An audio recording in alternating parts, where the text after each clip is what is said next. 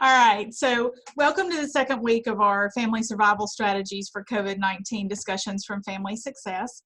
The Family Success Center is a family resource center located in East Gadsden, Alabama, and our mission is to make every family in Etowah County safe, stable, and strong. And so all of our programs and initiatives are designed to that end. And so we're trying to help you make it through our social distancing and all the impact of that with the COVID-19 virus by being here. Let me review just a little bit of Zoom room etiquette for us. First of all, we ask you to mute your audio. That way we don't hear all your background noise and you're moving around while someone is presenting. We love to have your camera on because we love to see your beautiful faces. If you're not comfortable with that, we understand. And if anything goes on in the background that you need to not be visible, you can always just turn your camera off and still be here with us. There is a chat feature at the bottom, and if you click that, a box will come up on the right-hand side of your screen where you can chat with different people. It defaults to everyone, so what you type there will be able to be seen by everybody here. Or you can contact individual people if you have some private information or you would like to make an appointment with one of our presenters. You can click that and talk to them there, and they will be the only one who get that text. We do ask you not to chat up people here that you don't know. We are recording this to place on our Facebook page and our YouTube channel for people who are not able to be with us at this time today. So just remember that whatever you say or put out there she's frozen. Oops. It says my internet connection is unstable. Welcome to the Family Success Building. Yay. Okay. But we are recording to save for later, so if there's anything private or personal you don't want recorded for that, just remember it, okay? All right, so I want to start this morning by letting Emma Hazelwood, she is our financial stability coach, our Healthier Marriage Initiative facilitator, talk about financial stuff this morning. Start by helping us with what's going on financially. Sure. So last week we talked about some basics about what you needed to do. So I really wanted to just drive those points home again this week. This is one of those times where everybody is really unsure about their money situation. A lot of people are furloughed or unemployed. So I really want to stress the importance of this is not the time to spend a lot of extra money. Even if you feel like your job is secure and everything is great, it's still not the time to spend a lot of extra money. If you have a lot of extra money and you want to spend it, then shop local, of course, and help local businesses. But if you are in that in-between area, please make sure that you are not spending a lot of extra money. This is an important time to look at all of your budgeting practices. And I also want to remind everyone that if you need to reach out to your different utility companies, your mortgage, your car, any credit card companies, and tell them if you've been affected by COVID-19. Almost every single person or company is working with their clients if they've been affected. So if you know that my power bill is coming up due and I've lost my job and I don't have enough money, contact them ahead of time. Even if you're not sure you're going to be affected, it might be a good idea just to go ahead and reach out to everybody and say, I have lost my job, I have been furloughed, I'm applying for unemployment, but I haven't received it yet. I'm going to have a hard time paying my bills.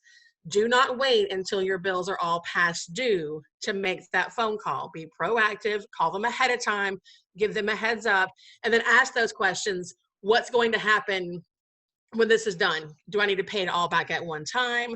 Do I need to kind of make a payment plan? Ask those questions ahead of time so you can prepare ahead of time. And we do have some funding sources here in Etowah County, like the Catholic Center of Concern, Community Action, Etowah Baptist Mission. Those are the places that you can go if you need some extra help with bills.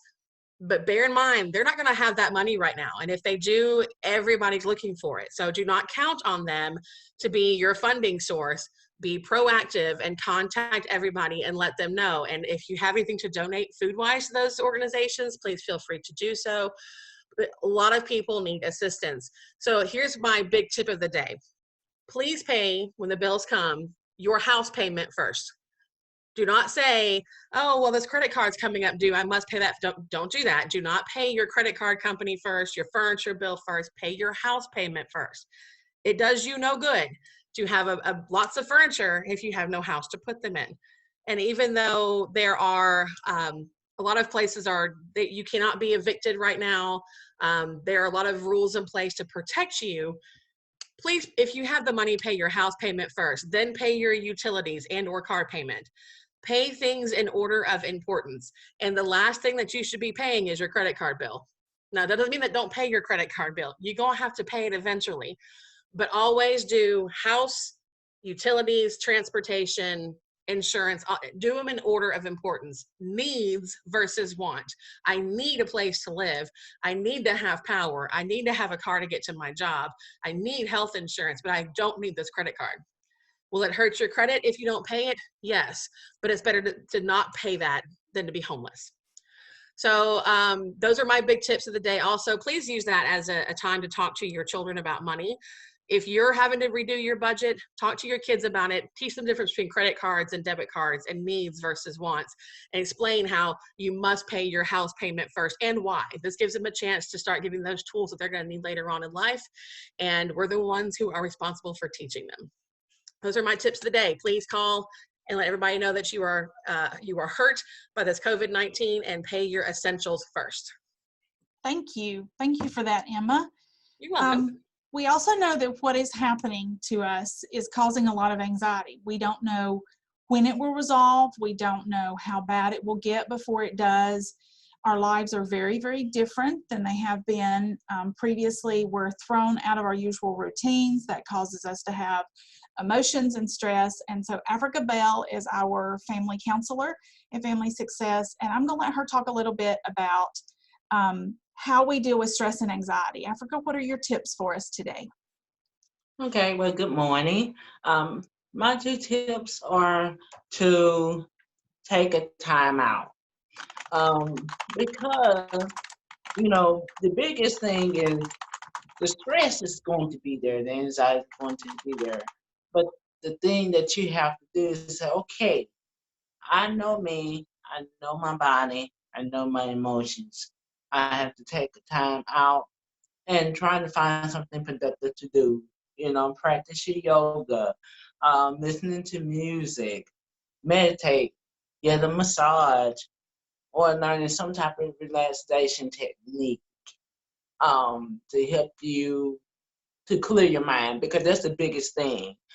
Because anxiety starts with thoughts and certain feelings that draws to a moment of panicking, and because we are in uncertain times and moments, but we have to take the time out to come back to ourselves and calm ourselves down, because it does no good if we're in high stress and panicking and then do things out of impulse off of a temporary emotion. So the second thing that we would need to do is, when I spoke of practicing some techniques to help you to relax, breathing techniques. Start with 10 deep and slow breaths. And the technique is not just you breathing normally, it's breathing in through your nostrils. And you're allowing your chest to expand like a balloon would. Just like so. But then the most important part of that is to exhale through your mouth. But it has to be a slow exhale. It's not, like you're blowing up a birthday count. You're slowly letting the air out. The purpose of all that is to focus on your breathing, which allows the brain to get the necessary oxygen that's needed and the blood flow through your body in order to help reduce the episode of anxiety and stress. Now, by the time you get to 10 and you're still feeling anxious, do 20. Do as many breaths as possible until you find yourself at a decline in your anxiety. So those are the 2 important techniques that you would like to focus on is to take a time out and then once again go back to taking the 10 deep breaths or more until you're able to reduce your stress and anxiety. Thank you.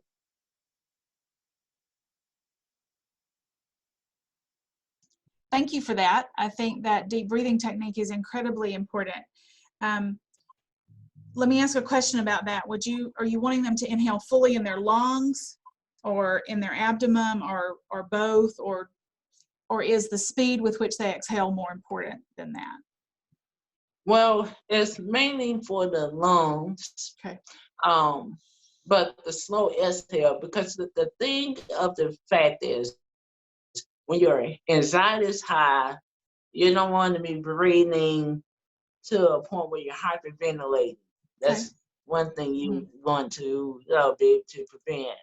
So the slow breath helps slow things down for you a bit, so that once again, you're supplying oxygen and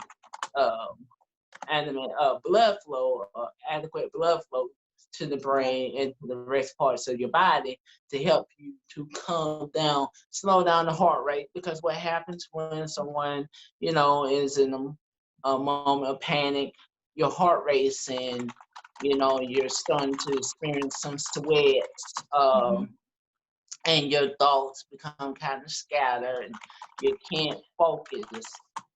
So those are the things that, in terms of physical, that you can do to practice those techniques. Okay.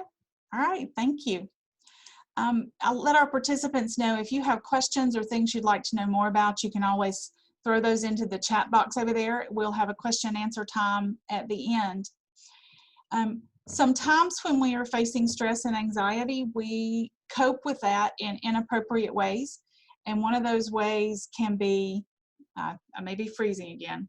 One of those ways can be the inappropriate use of substances. There's been a lot of joking about people binging and what they were choosing to buy, buying toilet paper, alcohol, and guns, which are just a wonderful combination. But for some people, that is a very serious thing. They actually turn to substances to help cope. And so I want to let Lisa Brown, who is Executive Director of the Substance Abuse Council of Etowah County, talk about substances and their use and what you can do if you're struggling with that, or if you already had substance abuse issues, and how do you deal with that when now you're thrown out of your routine, your schedule, and maybe social distanced from your support. Good morning. First thing that we need to try to do is believe in ourselves. If we can't believe in ourselves and understand that we are doing the best that we can, we're going to set ourselves up for failure. We need to learn that we need to stay positive. It's a very negative time right now. I think a lot of people are having self-doubt, stress and anger issues. We're becoming very on edge with our partners. And some of us have used alcohol as a means of relaxation or escape, or to even make ourselves feel closer to other people. That's why bars are so crowded on Friday and Saturday nights. We live in a world of loneliness, and then we go out in an effort to meet someone and overuse. That's how you get to see me, okay? But if we would try to set ourselves up for positive strategies of change, there's nothing wrong with going out and interacting with people, except right now with social distancing. That's why we need to use the Zoom meetings or set up a Facebook chat or do those kinds of things. But if we feel isolated, we're more likely to use things that are harmful for us. Another thing that we should do is establish reasonable goals. Right now, I've been trying to joke about gaining the quarantine 15. Unfortunately, the unreasonable goals that I'm setting for myself are boredom. And for some people, we have addiction issues that don't necessarily come from alcohol and drugs all the way, but we can have food addiction, pornography addiction, spending addiction. Some people become addicted to exercise. I kind of wish that I would get that. I don't have that. Unfortunately, the eating addiction is real right now. There are times that I find myself, when knowing I'm not hungry, I'm eating something just to give myself a sense of a difference. And that can also be with substances as well. We need to learn that we need to develop a strong support system. Not everybody who you have in your phone is your friend. You have a lot of acquaintances in your phone that don't always have the best of intentions for you. So many of us could scroll through our Facebooks or our Instagram feeds and see thousands of contacts. And you are very fortunate if you have 5 real friends in that list. So many people out there don't have real friends. We have acquaintances. Some are there as spies. Some want to watch you fail. Some are there for the train wreck. Stay your course even if you relapse. Falling off the wagon does not mean you need to roll down the hill and wind up in the ditch and stay there for months on end. Get up, dust yourself off, climb back on the wagon, and try everything that you can to get back to knowing that you need the help. Step 1, admit that your life has become unmanageable. Okay? Find a way to manage what's going on with you. Another thing that we talked about a long time ago was HALT. Never get too hungry, too angry, too lonely, and too tired. And right now there are a lot of people who are at home with their families that are feeling an overwhelming sense of loneliness. Just because there's another human face there does not mean that you can't feel lonely. We don't know what we need to talk about to people that we feel distant from. And unfortunately, for some of us, our families feel quite distant. We're good with people that we choose to be around. We think that family is someone that we chose to be around, but in large doses, it's difficult for some of us. Now, if you are still experiencing or feeling like that you need to talk to someone, I've always suggested to people that you get a sponsor. Right now, a lot of the AA and the NA meetings are not going on their regular schedules, but most every one of the meetings has a call sheet or a sponsor list. Look at the sponsor list. If it's someone that you know, someone that you would think that you could connect to on a personal level, contact, reach out. But this is what you do before you take the drink, before you take the drug, before you go over the edge. It is to talk you down, not a pity party afterwards. If you don't have a big book, you can download them. They have them on Amazon. If you'd like to order it, you may get it by the time the pandemic is over. You can go through Libby and possibly get on the wait list to download one through the public library. There are so many things and so many resources out there for you. You just need to make sure that you utilize the resources that are available. And if you are unaware of where the resources are, reach out to us in this group and we will get with you and to do anything for you that we can. All right, thank you, Lisa. Appreciate that. There was a lot of good information there. Even for those of us who don't have issues with the traditional substances, there was stuff in there that applied to me, including that HALT. I really enjoyed that. Never get too hungry, too angry, too lonely, or too tired. It leads to inappropriate behaviors and choices. So thank you for that. I want to go back to the fact that we are spending a lot of time together. This is a lot of togetherness in a high stress situation with unknowns. So that's creating some different dynamics for relationships with partners and with children. And so I'm going to ask Emma and Africa to talk about any suggestions they might have for keeping their relationships, particularly Emma first with our Healthy Marriage Initiative, and then Africa with keeping your relationships healthy during this time. I think I'm going to kind of bounce off of what Lisa just said, and that is having a good support system. So if you are with your partner 24 hours a day and you're at home and you're stuck at home, there may be a time that you need to take that break. We discussed that last week as well, but find someone that you know, love, and trust and call them. Go outside, get away from everybody, call your best friend, take some time to distance yourself away from the family and talk about something with somebody else. Whether it's your work family or your mom is your best friend, just feel free to reach out to your support system and say, I am struggling right now. I'm having a hard time. I love my husband, but he won't leave me alone. And I just need somebody else to talk to. I think that is crucial to say, I just need a break from my family. But I think the other one is, besides the whole giving each other a break, being understanding in that time that this is a time where it's extremely stressful and they're going to get on your nerves. Find something that you really enjoy doing together, and something that maybe you would never had done before. And for an example, I don't garden. I don't know how to garden. I don't have a green thumb to save my life. I kill fake plants. It's what I do. I'm good at it. I will kill a fake plant. But we decided to do something that I've never done, that he's done pretty well. And we decided to start going outside and digging in the dirt and finding a way to decompress. It was a way for us to take out frustrations and to exercise and to lift heavy things. So we wore our bodies, our minds, and we were able to connect on something that we would never normally do. So this would be a great time for you and your partner, or you and your children, to try something that you have never normally tried in the confines of your home, whether that means doing yard work together, going outside and doing yoga in your front yard, or playing games that you've never done.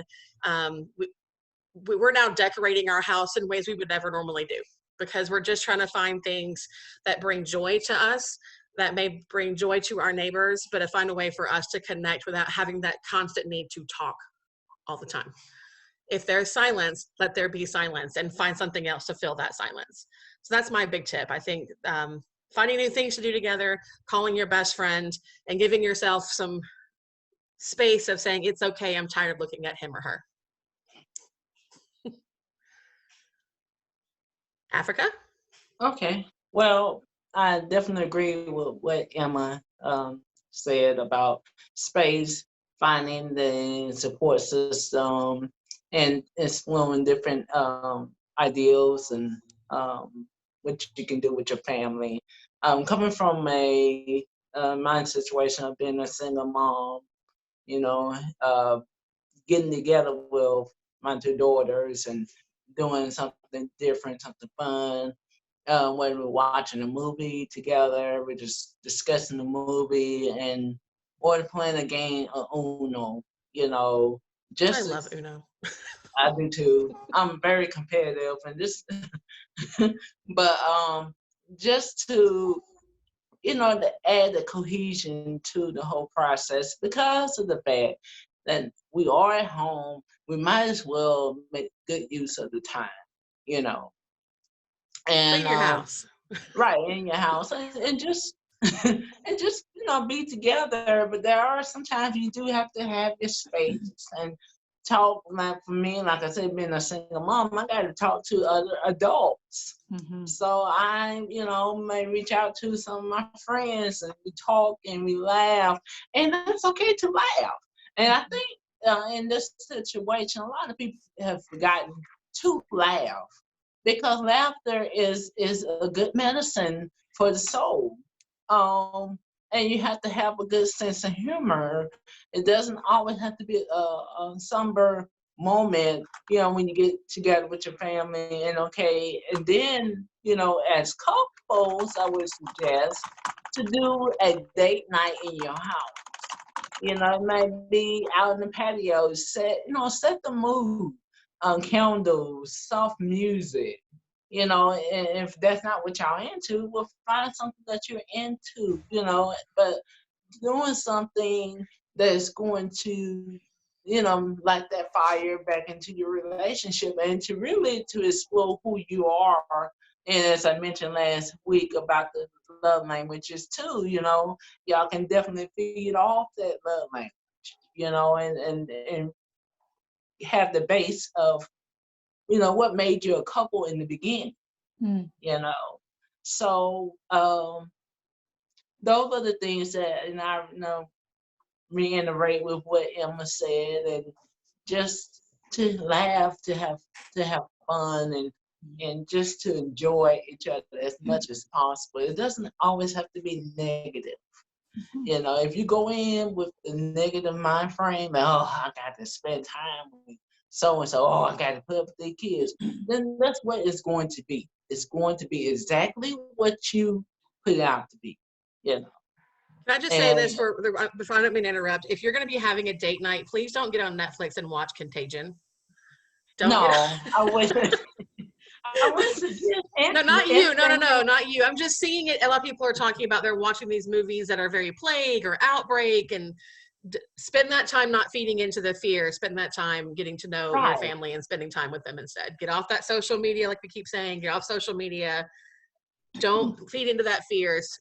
Feed into the joy of your family, even if that means you have to take a break from them. Right. Yes. Because taking a break from the people we love does not mean that we don't love them. Mm-hmm. It means that we may need a break so that we can love them better. Absolutely. I want to throw out, if you're looking for activities for this week, you might visit Pinterest and see some activities to do with your kids. My caution would be just to remember that they like professionally staged those things for those photos. And when it doesn't turn out just like that, don't get upset. Let that be fun. Because one of the things that's happening in the midst of all the bad that's happening, we can look for the good and we can hang on to the good things. And one of the things we're getting is an extra margin of time to do things there wasn't time before. So we can clean out that closet, and we don't have to get it all done in the 2 hours this evening before I need to have the room cleaned up so I can go to bed on that bed. We have a little more margin to do this. Now, it seems like a lot of the things we're doing are taking longer. Like going to the grocery store takes longer because I'm avoiding people, I'm waiting patiently, I'm then trying to clean that stuff off before I put it away. But one of the ideas I saw from a friend this week was his children planned a date night for he and his wife. I saw that. They like set the table, they planned the food. So he had great stuff like hot dogs and strawberries for dinner, and like a warm Pop-Tart or something with a candle for dessert. But it occupied the kids, plus then they were really excited about being the waiters and the waitress to give mom and dad that time together. Joseph and I have been sitting on the back deck. I actually put a tablecloth on the table on the back porch. Yes, I'm going to have to wash it every other day because of pollen, but who cares? I'm home. I can wash it. So look for the good things in that. Keep your expectations low. Yes. But have fun while you're doing it. Yes. Okay. So I'm going to unmute everybody and see if there are any questions. I actually have a question for Lisa. Where would I need to go to find out about, if I were just realizing I had a problem? And I think we're going to see a lot of people right now are going to realize they have a problem. Where do I need to go to find out where I need to get help? Like, where is there an online meeting I can go to? There are plenty of online meetings available. Be cautious, though. When you go into an online meeting, you're going to have someone, like you were talking about a little bit earlier, people trying to bomb into a meeting. I was in an online meeting the other night, and someone sent everybody a virtual drink. And I thought, well, how rude. But you have somebody rude everywhere that you go. So you can go to Facebook and you can find, just type in AA. Just type in local AA, Alabama AA, Etowah County AA. You can type in whatever area you would like to go into, and it should pull you up a list of groups that you can join. I have a couple running through my news feed now. There's also some that you can go to just by going to AA.org. AA.org will put you in there. If alcohol is not your drug of choice, you need to look for NA, that's Narcotics Anonymous. In some larger states, larger cities, Alabama is not one that's ever had a CA, which is Cocaine Anonymous, where they clearly just talk about cocaine use. Find through NA or AA.org, it will have you a list of meetings, it will have you a list of resources, and there's also an 800 number that you can call for those. If you'll hold on for a second, I'll get you the 800 number and we can put it in the link and description. AA hotline. And someone at the AA hotline can give you a list of the numbers. Okay, hang on just 1 second. Of course, you get all of the treatment facilities that are popping up anytime you put in anything. Not saying that that is a bad thing, but the treatment facilities, understand that those are not for Alabama, a phone number for us that's going to be the closest is going to be Birmingham. And their phone number, the answering service phone number is 251-301-6773. We also have a Spanish hotline, and that is 251-301-6882. Now, these are answering services. They are manned by volunteers. So it may be an hour or two before someone gets back with you. They're trying to keep the phone lines manned during this time, but it's not always something that they can have done. But they will point you in the direction of a meeting is here. But with social distancing, not every place is meeting. So just try to do the online if you can, if you feel comfortable with that. And some of us just sitting in the room, reading the text feeds or watching the other people's faces. And I believe that Mercy, hang on, one of the Celebrate Recoveries is doing a Zoom meeting. So I don't know the information how to get into that, but I will look around and see if I can find something. Freedom Church has a lot going on, and they're still posting their Friday night meetings. If you get me some of that information, I'll put it up on our Facebook page just so people have. And I have one last suggestion before I let all of y'all go. If a lot of us are introverts and we like being at home by ourselves. We are like, this is great. I love being at home by myself. But now we're at the point where we have no social contact.